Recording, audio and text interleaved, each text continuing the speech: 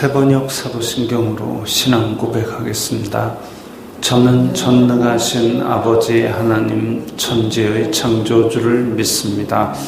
저는 그분의 유일하신 아들 우리 주 예수 그리스도를 믿습니다. 그분은 성령으로 잉태되어 동정녀 마리아에게서 나시고 본디오 빌라도에게 고난을 받아 십자가에 못 박혀 죽으시고 장사된 지 사흘 만에 죽은 자 가운데서 다시 살아나셨으며 하늘에 오르시어 전능하신 아버지 하나님 우편에 앉아 계시다가 거기로부터 살아있는 자와 죽은 자를 심판하러 오십니다. 저는 성령을 믿으며 거룩한 공교회와 성도의 교제와 죄를 용서받는 것과 몸의 부활과 영생을 믿습니다. 아멘. 거룩하신 하나님 아버지 감사합니다. 간밤에도 편히 쉬게 해주시고 새벽에 기도하는 자리에 불러주시니 감사합니다. 이 시간 저희들 마음 중심으로 주님을 경외하게 하여 주시옵소서. 예수님 이름으로 기도드리옵나이다. 아멘. 찬송가 202장입니다.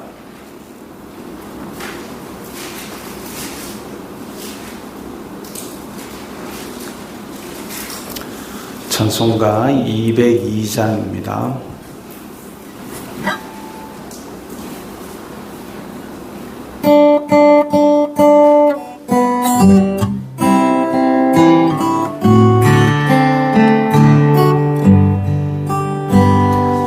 하나님 아버지 주신 책은 귀하고 중하신 말씀일세.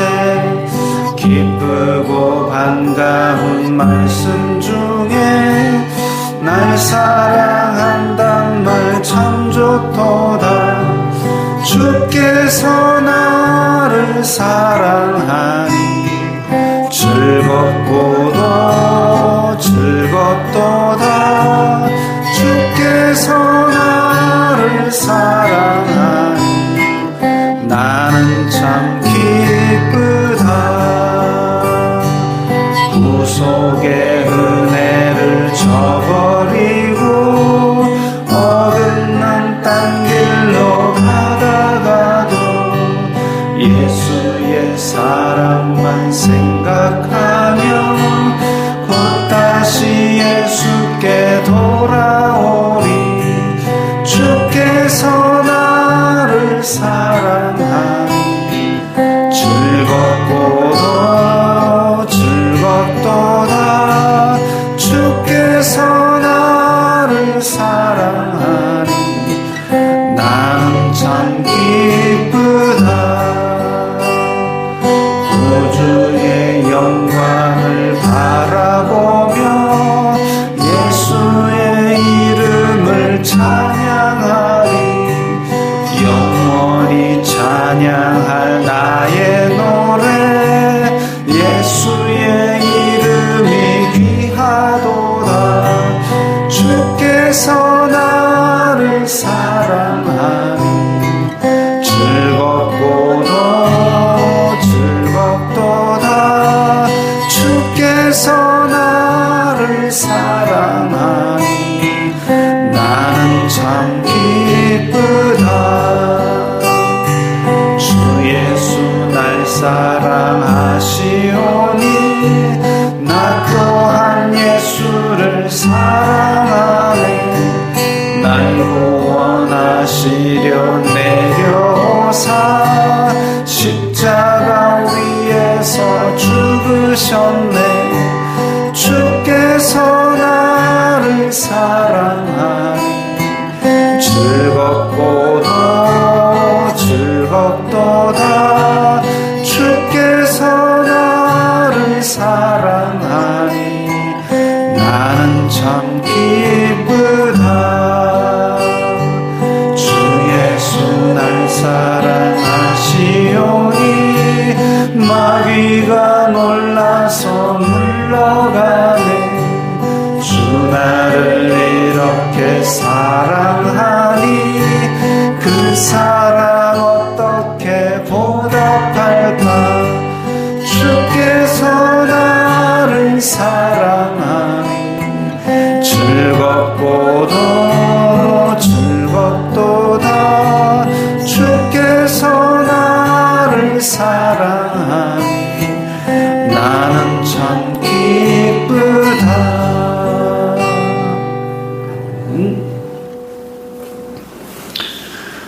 오늘 말씀은 예레미야 34장 8절부터 16절까지의 말씀입니다.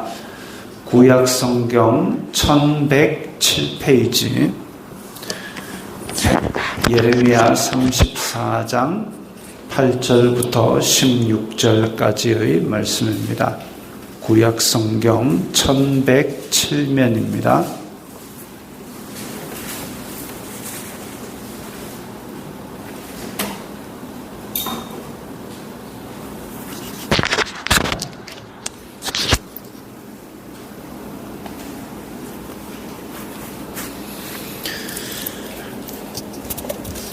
예레미야 34장 8절부터 16절까지의 말씀 함께 읽겠습니다. 시드기야 왕이 예루살렘에 있는 모든 백성과 한 가지로 하나님 앞에서 계약을 맺고 자유를 선포한 후에 여호와께로부터 말씀이 예레미야에게 임하니라. 그 계약은 사람마다 각기 히브리 남녀노비를 놓아 자유롭게 하고 그의 동족 유다인을 종으로 삼지 못하게 한 것이라. 이 계약에 가담한 고관들과 모든 백성이 각기 노비를 자유롭게 하고 다시는 종을 삼지 말라 함을 듣고 순복하여 놓았더니 후에 그들의 뜻이 변하여 자유를 주었던 노비를 끌어다가 복종시켜 다시 노비로 삼았더라. 그러므로 여호와의 말씀이 여호와께로부터 예레미야에게 임하니라. 이르시되 이스라엘 하나님 여호와께서 이와 같이 말씀하시니라. 내가 너희 선조를 애굽 땅 종의 집에서 인도하여 낼 때에 그들과 언약을 맺으며 이르기를 너희 형제 히브리 사람이 내게 팔려왔거든 너희는 7년 되는 해에 그를 놓아줄 것이니라. 그가 6년 동안 너를 섬겼은즉 그를 놓아 자유롭게 할지니라 하였으나 너희 선조가 내게 순종하지 아니하며 귀를 기울이지도 아니하였느니라. 그러나 너희는 이제 돌이켜 내 눈앞에 바른 일을 행하여 각기 이웃에게 자유를 선포하되 내 이름으로 일컬음을 받는 집에서 내 앞에서 계약을 맺었거늘 너희가 돌이켜 내 이름을 더럽히고 각기 놓아 그들의 마음대로 자유롭게 하였던 노비를 끌어다가 다시 너희에게 복종시켜 너희의 노비로 삼았도다. 아멘. 자, 예레미야서의 배경은, 역사적 배경은 유다 말기입니다. 원래 이제 다른 선지자들을 보면 거의 북이스라엘에서 활동을 많이 했는데 예레미야 선지자는 남유다 왕국에서 활동을 했습니다. 남유다 왕국에서 나라가 망할 때까지 지금 이 기록 34장은 이게 아마도 바벨론의 침공 당시에 있었던 일로 보입니다. 그래서 바벨론이 예루살렘 성을 포위하고 있고 그 상태에서 지금 하나님께서 주신 말씀, 그러니까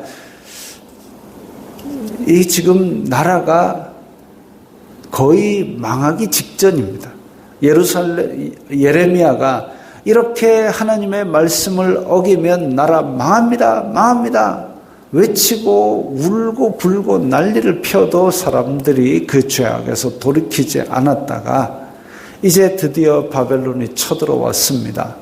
근데 바벨론이 쳐들어온, 지난번에 아수르가 쳐들어와가지고 북이스라엘을 멸망시키고 남유다 왕국까지 쳐들어왔는데 히스기야가 기도를 해가지고 그때 18만 명이 다 시체로 변하고 그때 있었던 일을 보고도 하나님을 믿지 아니하고 북이스라엘을 멸망시켰던 그 전철을 밟아서 똑같이 우상 숭배하고 나라에서 공의를 어그러뜨리는 그런 일들이 있었다는 거죠. 그래서 예레미야가 눈물로 이 민족을 위해서 기도하며 호소를 했는데 결국은 나라가 이 지경까지 왔습니다. 시드기야 왕이 이러면, 시드기야 왕은 지금 그 유다 말기에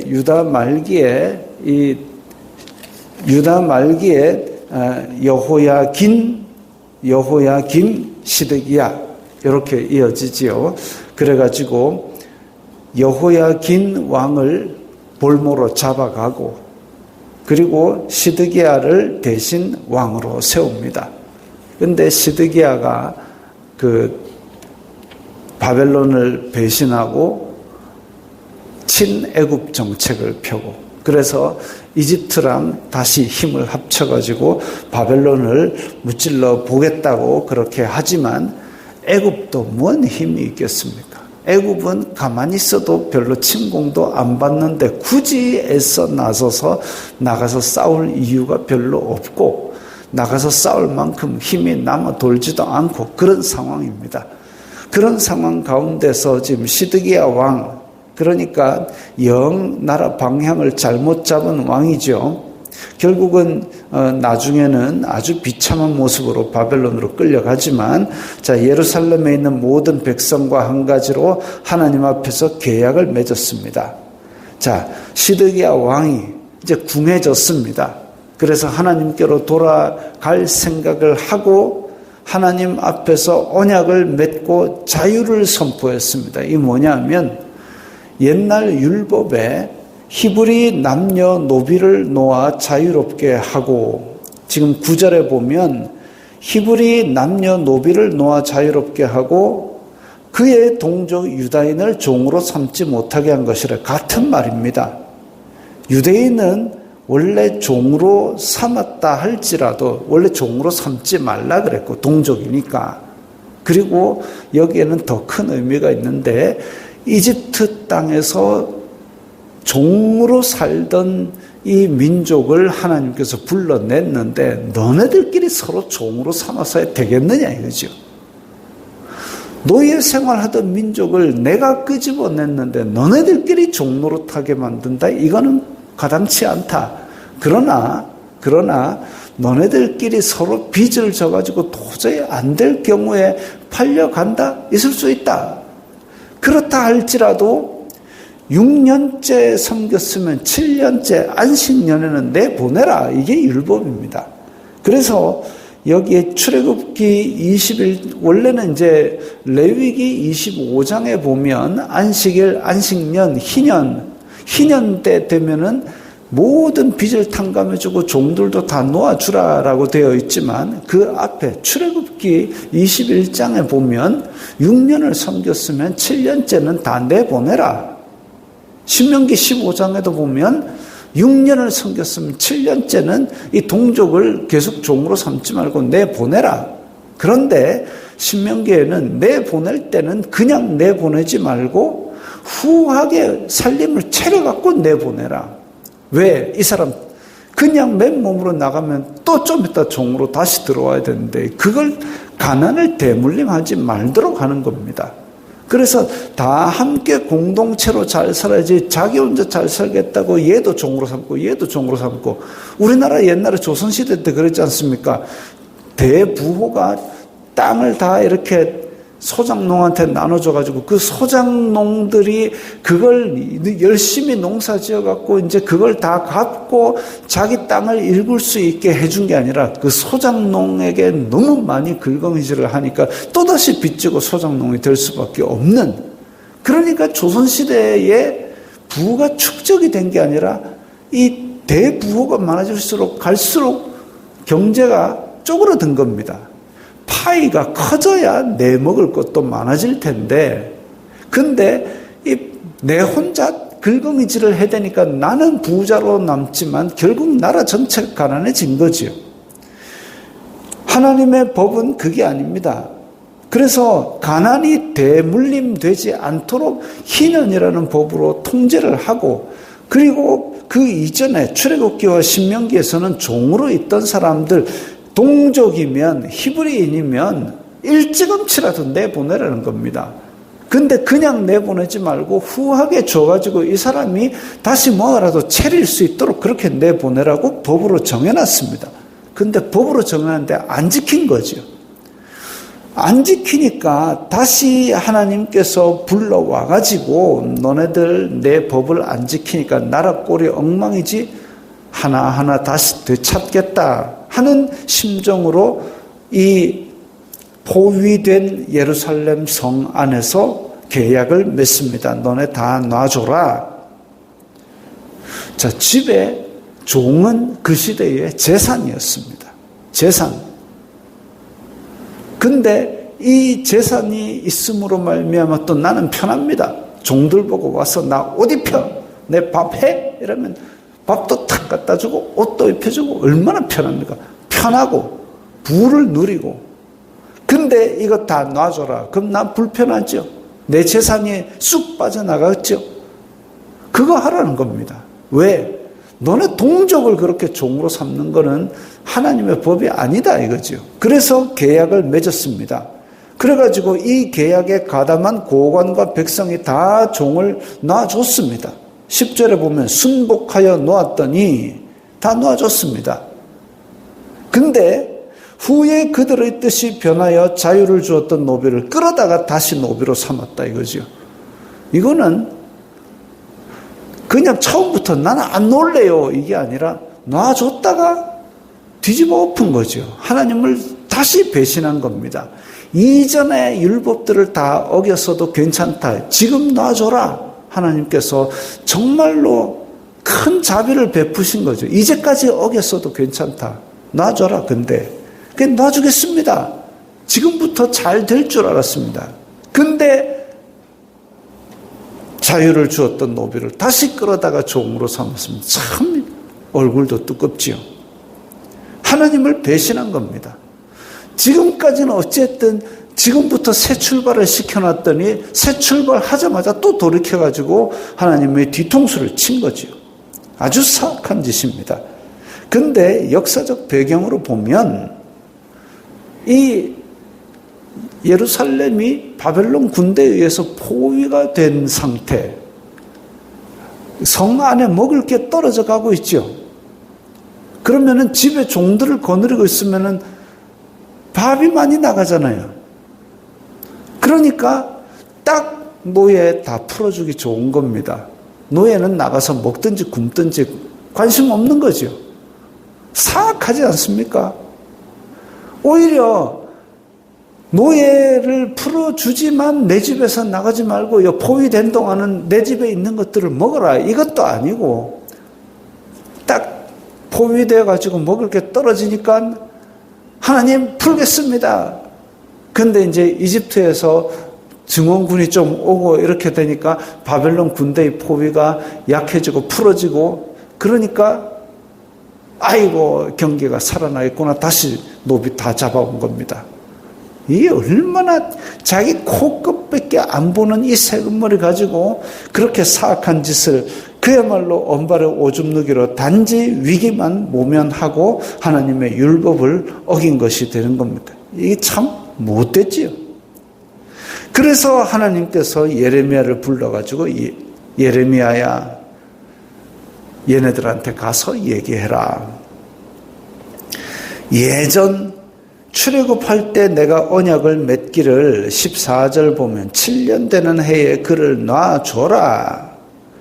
근데 너희 선조가 순종하지 않았다.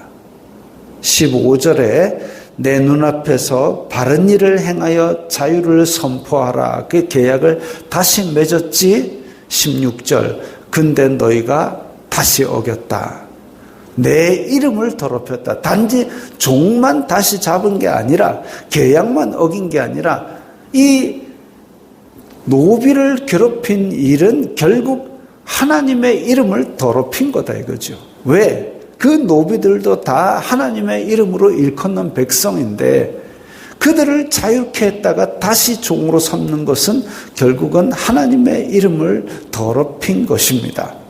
자기의 부, 자기의 편리함, 그걸 위해서 하나님을 버린 겁니다. 하나님을 버리고 자기의 편함, 자기의 욕심을 다시 택한 것이죠. 하나님께서 그걸 몰라서 손을 안 댄 것이 아니다 이거죠. 그리고 이렇게 죄를 지적하시는 것은 다시 회복하고 회개할 기회를 주시는 겁니다. 너희들 이런 죄 다시 지었구나. 그러면 주여 저희들이 잘못했습니다 하고 그 죄를 버려야 되는데 그러지 않지요. 사악한 마음은 예수님께서 말씀하시기를 귀신이 쫓겨나갔다가 다시 들어오면 이전보다 더 형편이 안 좋아진다 그랬습니다. 이 사람들도 하나님과 원래 율법을 어기고 살다가 하나님께서 야 그러지 마. 계약을 다시 맺었습니다. 그래서 노예를 다 놔줬습니다. 그리고 다시 그 노예를 잡아올 때는 이전보다 더 사악한 마음, 사악한 탐욕에 삼킨 바 되어서 이건 자기 의지로 안 되는 겁니다.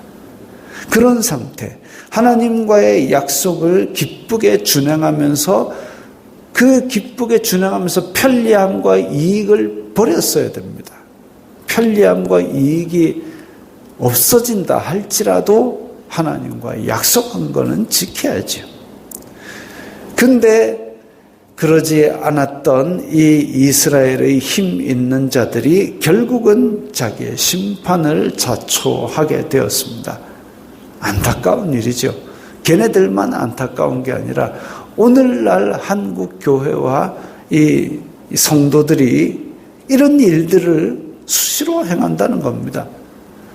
믿음 가운데 서서 예수님을 믿고 그야말로 이제 영육 간의 회복을 맛본 사람들이 교회 안에서 이 지금 겉으로는 교회를 계속 다니고 있지만 속으로는 세상의 법에 다시 굴복하면서 이 자기의 편리함과 욕심을 따라 행하는 일들이 종종 눈에 띕니다. 목사들도 그런 일들이 종종 눈에 띕니다. 안타까운 일이죠. 제가 보기에는 안타까운 일이지만 선지자적인 시선으로 볼 때는 망조가 되는 겁니다. 그거는 그야말로 하나님께서 미루고 오래 참아 기다려 주시는 것 때문에 우리가 지금 부재하고 있지만 최후의 심판이 왔을 때 바벨론으로 잡혀갔을 때는 남은 자들이 어떻게 남아갖고 다시 예루살렘을 회복하지만 예수님께서 다시 오셔서 끝 하고 선언하시면 그 최후의 심판은 남은 자고 뭐고 없습니다. 그게 끝입니다. 그래서 영원한 벌에 들어가든지 영원한 하나님의 나라에 들어가든지 둘 중에 하나입니다.